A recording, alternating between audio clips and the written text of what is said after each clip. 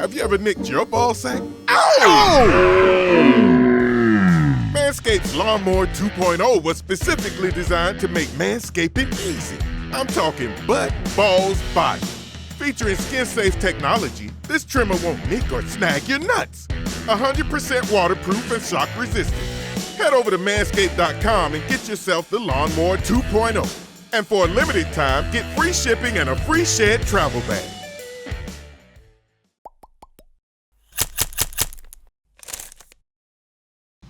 After Tom Brady played his quarter and a half in preseason game number 3, it was Jarrett Stidham the rest of the way. I'm Sierra Goodwill here with Alex Barth and Evan Lazar. Guys, Brian Hoyer didn't play a minute in the third preseason game for the Patriots. After the game, Bill Belichick essentially saying, don't read too much into it. Brian Hoyer's played a lot this preseason. We did what was best for the team.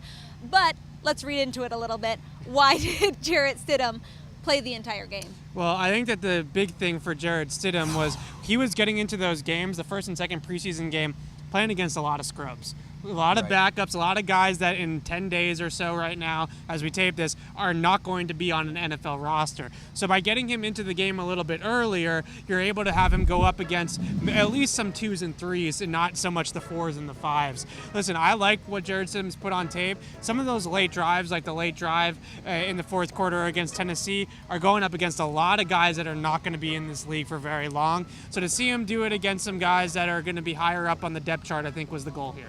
And I wonder how much of this was a test for Jarrett Stidham in that we know that Bill Belichick has a history, right, in the preseason of not necessarily lying to his quarterbacks, but misleading them, saying, hey, you're going to start at the beginning of the second half, and then throwing them out there for the 2-minute drill, seeing how prepared they are. Hey, you'll be done at the end of the first quarter, and then putting them out for the first drive of the second quarter, see if they're mentally prepared. I wonder if he told Jarrett Stidham something along the lines of, you'll play the second half, you'll play just the third quarter. We're going to put you in at halftime, we're going to take you out at the end of the third quarter, and then put him in early and didn't take him out to see how that affected him mentally.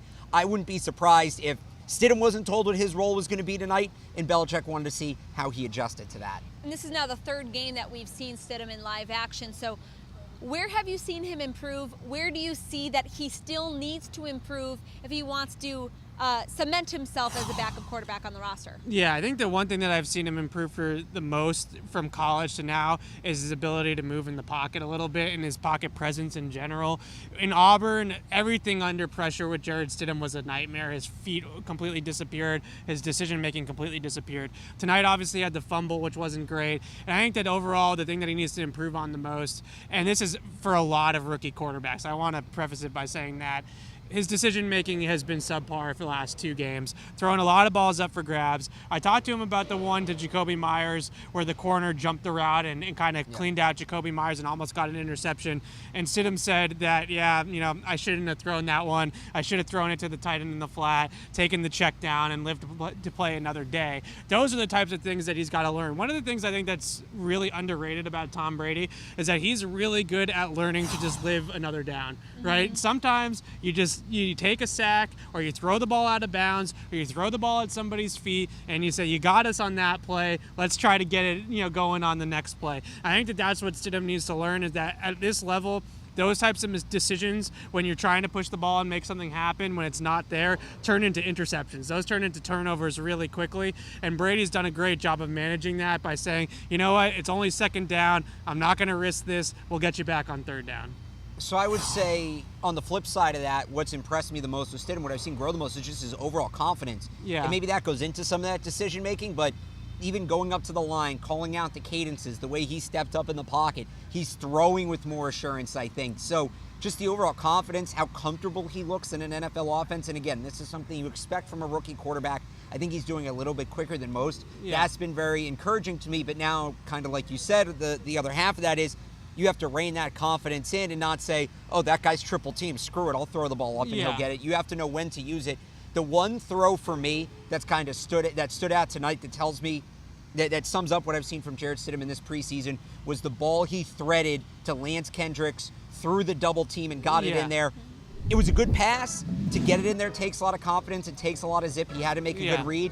But at the same time, it's a very risky throw. It's a bit of a hospital ball. Lance Kendricks actually left the game after that throw. So that one throw, if I had to encapsulate everything I've seen from Jarrett Stidham so far this year in one throw, I think I'd pick that one. Yeah, his downfield, his arm talent is there. Yeah. Like, you watch him throw the ball, and you're like, this guy can really throw the ball. He's got much better downfield accuracy than I was expecting him to have, and the command and the poise of the command of the offense is all there too as well.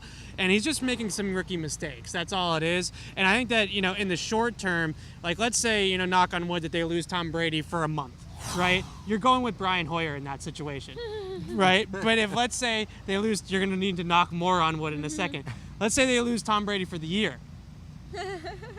Then you're going with Stidham, right? Then you're going to play the rookie, and you're going to see what the rookie has and see what you have with there. It's really similar, like you said on the podcast, to Damon Huard versus Tom Brady in 2001. So I think that that's where Hoyer's value is still on this roster, is in a short-term pinch. He's going to keep the team afloat, even though if he doesn't have the upside that Stidham has. This Fox 4 report is brought to you by betonline.ag. Head to clnsmedia.com/win. Enter promo code CLNS50 to receive your welcome bonus for all of our Patriots preseason coverage.